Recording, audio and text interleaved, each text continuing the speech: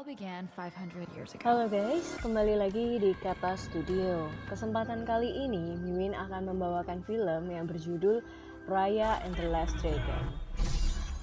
Tapi sebelum lanjut, jangan lupa tekan tombol subscribe-nya dulu supaya Mimin makin semangat upload videonya. Kata Studio. Terima kasih. Kumandra, serpihan surga yang berbentuk negeri yang harmonis. Naga memberi mereka berkah berupa air, hujan, dan perdamaian. Hingga suatu ketika, Drun A menyerang. mindless plague that spread like wildfire. Para naga berjuang keras melawan Drun, termasuk si Sudatu, naga terakhir yang memusatkan seluruh sihirnya menjadi permata dan berhasil menghancurkan Drun. Hujan turun meleburkan tubuh manusia yang menjadi batu hingga kembali normal, kecuali para naga. Yang tersisa hanyalah Sisu dan permatanya. Dengan kembalinya semua menjadi normal, justru ketamakan merasuki jiwa-jiwa manusia, sehingga mereka memperebutkan permata naga milik Sisu. Penduduk tidak lagi harmonis, menjadikan Kumandra terbagi, dan permata itu harus disembunyikan. Raya dan Tuk-Tuk peliharaan kesayangannya mencoba merangsak masuk ke suatu tempat yang dirancang penuh ranjau, tempat di mana permata Sisu berada. Namun menurutnya hal ini terlalu mudah untuk dijamah. Tapi tunggu dulu, Ketua Benja berada di sana. Dia bertaruh bahwa Raya tidak dapat memasuki lingkaran permata Sisu bahkan satu jari pun. Dan ya, meskipun terjatuh, dia tetap bisa menyisakan jempolnya di lingkaran permata Sisu. Ketua Benja yang merupakan ayah dari Raya mengakui bahwa Raya lolos uji. Keluarga Raya secara turun-temurun menjaga permata itu, dan kini Rayalah yang berhak mewarisi tugasnya. Raya bersemangat menjaga kedaulatan permata. Ayahnya mengatakan akan mengundang keempat negeri untuk mencoba saling percaya dan mengembalikan kejayaan Kumandra. Ketua Benja menyampaikan tujuannya membangun Kumandra di depan keempat suku, meski dianggap ini hanyalah lelucon. Raya mencairkan suasana dengan menawari mereka makan dan berkenalan dengan anak suku Taring bernama Namari.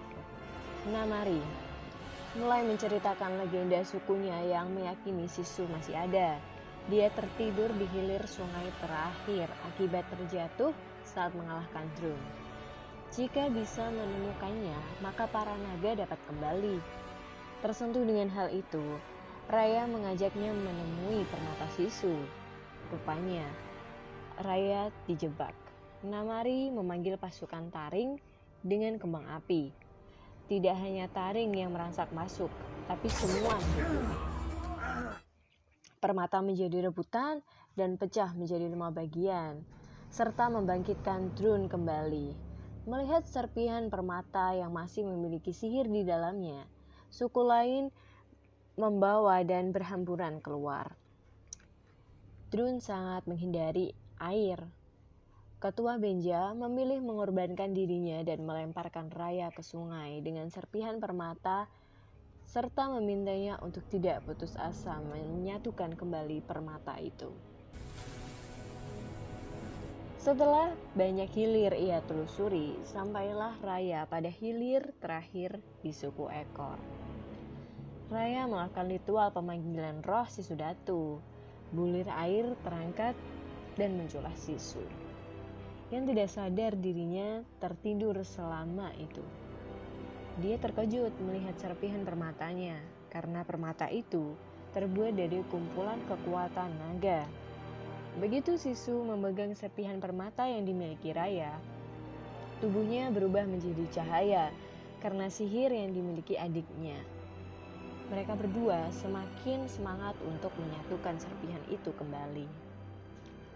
Namari dan pasukannya mengejar Raya sebab ingin merebut kembali gulungan naga.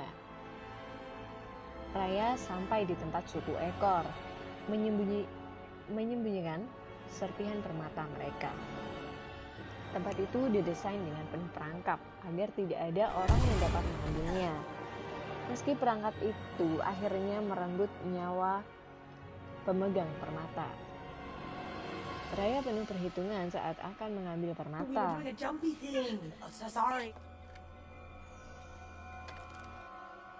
Kini, sihir perubah bentuk milik adiknya Prani bekerja pada tubuh Sisu. Nah, tepat saat Namari menemukan Raya. Mereka segera melarikan diri dan melompat ke air.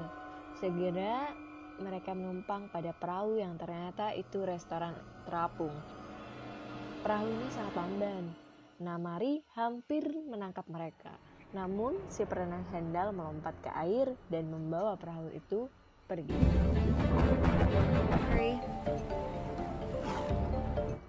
Sisu sangat menikmati keberadaannya di air. Raya khawatir ada yang melihatnya. I saw people lose their minds. Dia tidak ingin mudah percaya lagi kepada orang. Karena saat ia melakukannya dulu, permata itu hancur dan ayahnya menjadi Why would I poison you? First, Not poison. It's hot. It's really hot. Oh, Di tengah perjalanan, hari mulai malam. Drone yang berkeliaran mulai terlihat jelas, membawa mereka pada perasaan sakit melihat orang yang mereka cintai menjadi batu. Mereka memilih menabur bunga ke sungai untuk bentuk penghormatan.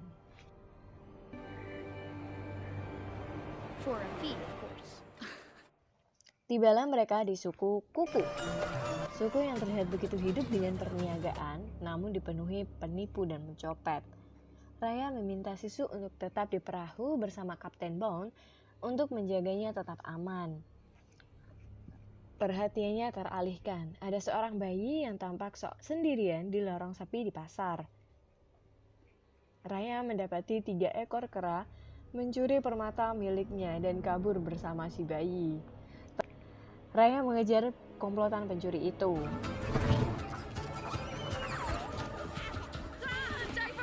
Dia berhasil mengambil kembali permata itu dan memiliki ide untuk menugaskan mereka mengelabuhi penjaga Deng Hai dengan upah sebagai imbalan. Namun, tidak ditemuinya Deng Hai. The flower guy? He's right over there. Sisu merasa Raya tidak berhasil membujuk Deng Hai. Dia memutuskan untuk berbelanja hadiah untuk disajikan pada Deng Hai. Dan Kapten Bond mengajarinya sistem pay later karena tahu Sisu tidak punya uang. Dia mengambil banyak barang di pasar dan dikepung pedagang. I don't have anything, but Seorang nenek menyelamatkannya. Nenek ini mengatakan dia tahu di mana permata itu berada. Di balik gerbang itu, Deng Hai berada. Hi there. Tapi di sanalah tempat Drone bersemayam. Nenek itu menjebaknya. Drone semakin mendekat. Namun kali ini Raya datang menyelamatkannya. Dan mereka kembali ke kapal. Raya kembali menegaskan untuk tidak percaya pada siapapun termasuk bayi. Loves my face. Namari menemui ibunya. Dia meminta pasukan tambahan untuk mencegat Raya dan merampas seluruh permata yang dimilikinya untuk memusatkan kekuasaan. thank you, Mother. I won't let you down. I think we're Sisu fine. berlari membawa bubur sebagai hadiah untuk suku tulang agar mematahkan persepsi Raya tentang kepercayaan. Hasilnya adalah kini mereka ditawan manusia terakhir suku tulang. Seorang yang kesepian mengetahui mereka ingin mengambil permata Sisu. Tak disangka Namari dan pasukannya sampai dan memanggil suku Taring untuk mencari Raya.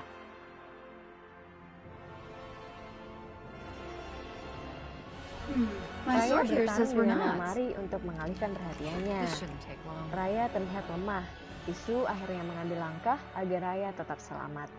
Dia meniup salju supaya bisa kabur bersama Namari. Di sana, awak kapal dan Namari menyaksikan perwujudan Sisu sebagai naga.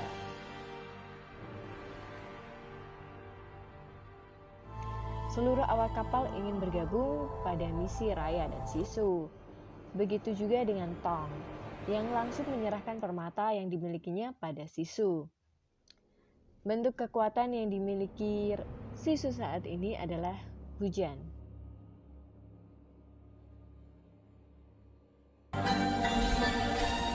Tujuan terakhir mereka adalah suku dengan tingkat keamanan paling tinggi. Jalan masuk dan keluar satu-satunya hanyalah lewat air. Mereka mulai berunding menyusun rencana. Kapten Bond merencanakan akan mengurus gerbang depan, kemudian disusul oleh Tong dengan kapal raksasanya. Kemudian komplotan pencuri ulung ini yang akan merebut permata dan melemparkannya ke Sisu Datu. Go with Boone's plan. Sisu sedikit keberatan karena dia menjunjung tinggi kepercayaan antar satu sama lain. Sisu membawa Raya kembali ke suku hati. Dia menunjukkan di mana para naga terakhir berada. 500 tahun yang lalu, disinilah mereka berada. Di tengah-tengah lautan Drun, Pengu, kakak tertua, melakukan perlawanan terakhir. Mereka mencoba menyatukan sihir yang menjadi bentuk permata naga. Mereka memilih Sisu sebagai pemegang permata untuk menghancurkan Drun. Yang dia tahu, mereka memilih Sisu karena percaya dengannya, dan begitu juga dengan Sisu percaya dengan mereka. Dan Sisu menjadi lebih kuat atas kepercayaan yang saudara mereka berikan. Di sini, Sisu ingin Raya membangun kembali kepercayaannya. Raya pun akhirnya menyetujui rencana dari Sisu. How would I even approach Namar? Bayi penipu dan komplotannya bertugas mengirim surat serta hadiah untuk Namari.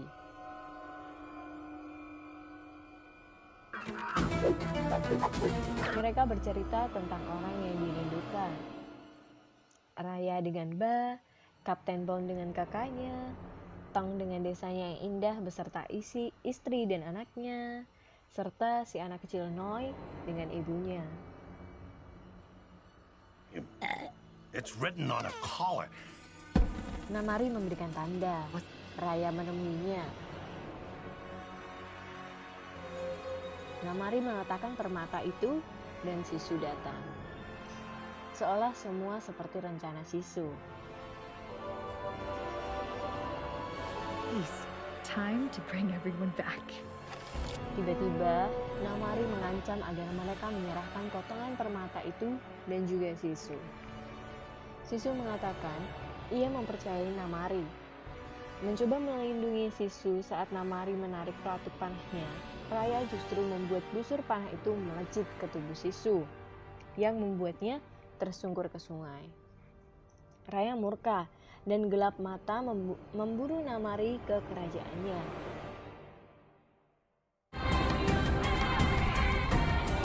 Mereka berdua sama-sama gelap mata dan bertarung tanpa memperdulikan apapun.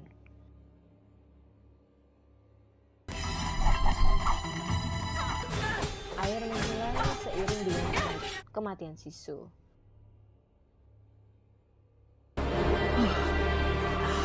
Awak kapal bekerja sama menyelamatkan orang-orang yang masih bisa diselamatkan dari Drun.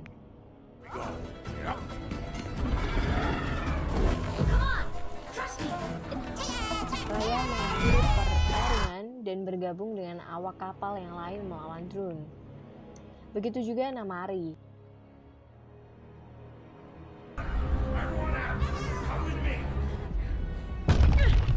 Kondisi semakin terhimpit saat sihir permata mulai meredup. Raya meminta untuk menyatukan potongan permata itu. We can still put it together. It can still work. All I know is I trust It's them. not Kini dia about her paham, magic. It's about kekuatan itu lahir dari kepercayaan satu sama lain. Raya meletakkan permata miliknya disusul Kapten Dawn, kemudian Noi dan Tong. Keputusan akhir ada di tangan Namari sekarang. Sempat terbersit ingin kabur, namun ia menyatukan kembali permata itu.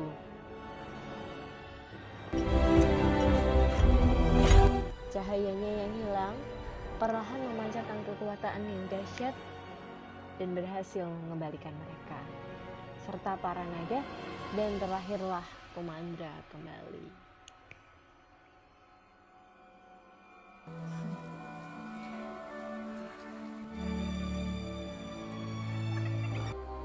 Chief Benja,